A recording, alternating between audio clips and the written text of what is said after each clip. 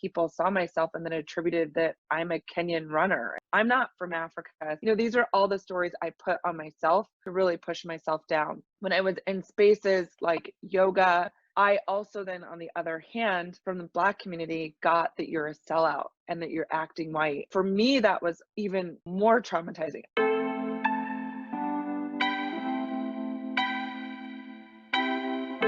So, in your experience, how has it been for you as a Black fitness provider, being a Black body and seeing other Black bodies? How has that played a part in what you do and how you do it? And how has that pushed your motivation to move forward in this space? And if you give me a hand raise, I'll click on you. I'll start with Wes, and then I'll go with you, Erica. Mr. Hamilton. All right, cool. Yeah, live and direct. For me, I started my journey after the age of 26. I'm 30, a lot of different avenues in these few years, and competing in bodybuilding in a lot of Black bodies. But being a part of the disabled community, it comes from a source of empathy. So it was welcoming. Being a part of this community and this group. So I could see myself while I maneuvered through them. But seeing what these opportunities did, like seeing what going into fitness, seeing what being on a competition scale did for me mentally, only pushed me more to push health and fitness to our communities. So for me, with my organization and the efforts that I'm doing is, how can I, when I know that certain levels of fitness work better for certain people when it comes to mentally, physically, the challenge, how can I make sure that these spaces, and then we have the faces like you and I, they're actually instructing? Because the issue is, we can get into fitness, but we're going into places that we aren't accepted. And when you're going in spaces when you don't feel accepted, now you aren't as confident when you go into like pushing yourself. Because now it's like you're a tool, or you're like this prize gold like trophy. And unfortunately, it's like that. Like for me, when I started to get in fitness, I seen that, of how people looked at me like it was just the most amazing thing to see a Black man go into a space that he's not really a part of. And that's what really, that was, for me, that was like, you know what? No, let me go back and start grabbing more people, because I see what's missing. And I don't want to be the only person. And I don't want to be tugged on thinking that I'm supposed to highlight something that only made me feel better and help me take control of my life better. It's not like I'm doing this for trophies. I'm doing this and I take it to plant those seeds in my community to see more Black bodies in this realm, because of the benefits that I know it did for me, knowing who I used to be, right? Like, so I think for me, just the knowing that space lacked it, and then having a disability and the lack of accessibility and facilities, the lack of even that, I'm inspirational like porn every time I go in the gym. I can't even do pull-ups, in my wheelchair without people stopping me. I get that it's amazing, right? Like, I get it. You never seen it.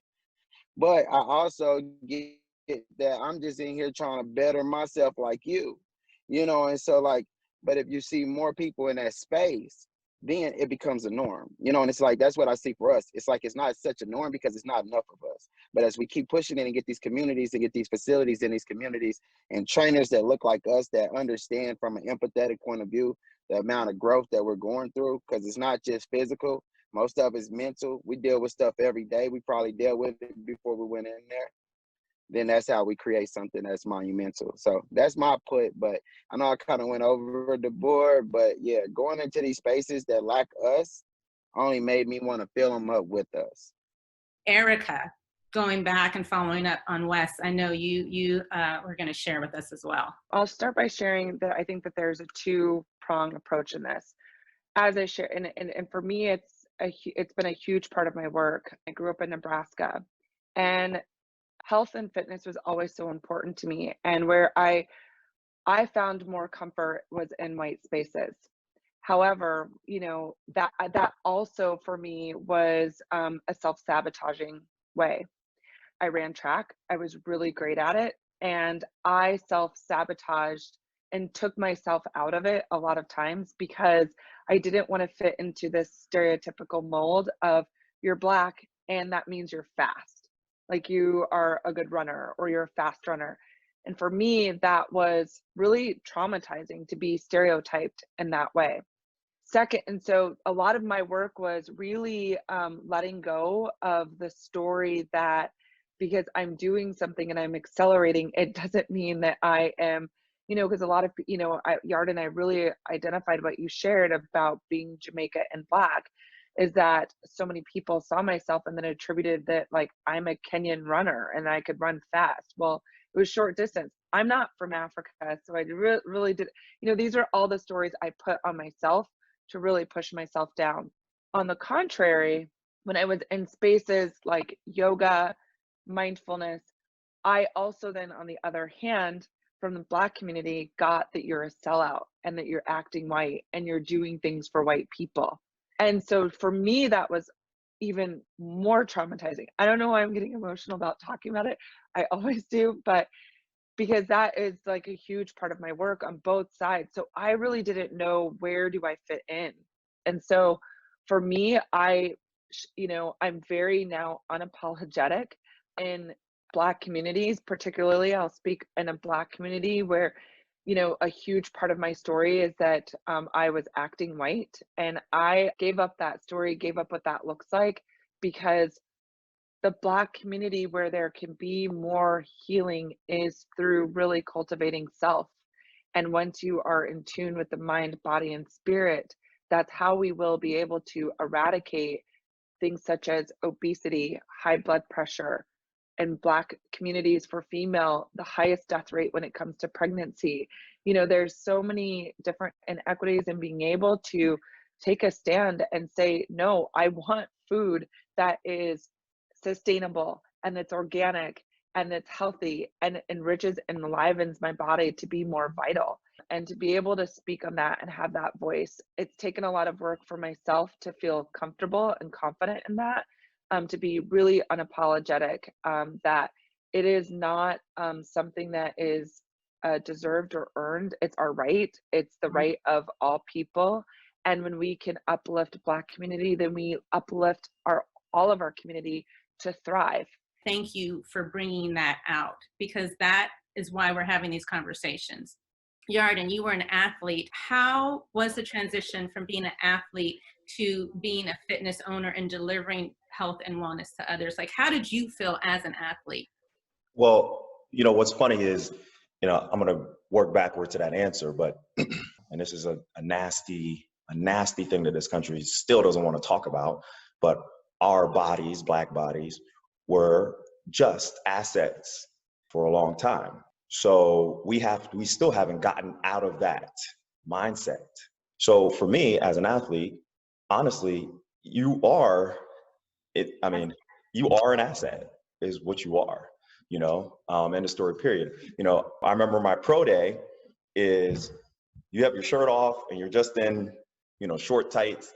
They're like touching your butt and, seeing, if your hamstrings are this or whatever the case may be. And there's a guy there with a pen and he's, they want to see the firmness of your glutes and they're like, good bubble, this, that, so forth and so on. And you're like, it's a little weird, right? But you're all right, this is the process I have to go through, whatever. And then you go and play and then you realize if you can't run that day, as soon as you can't perform or whatever the case may be, they're moving on to the next person. And when you look at history, what does that look and sound like? Sounds a lot like the slave trade, right?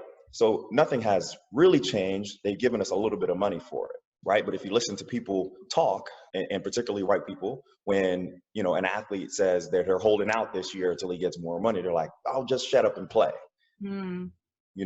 because what is not understood or not taken into consideration is that you are a human. Like, I'm not here to play football or here to play basketball or here, like I'm a human being. And if I'm deciding not to play because I want fair compensation, that is not something that should be judged by anybody else, right? Because if you were an accountant and you went to your boss and asked for a raise because you were, overperforming, everybody would clap for you on LinkedIn, right? But the athlete does it, the Black athlete does it, and he's being, ungrateful, so forth and so on.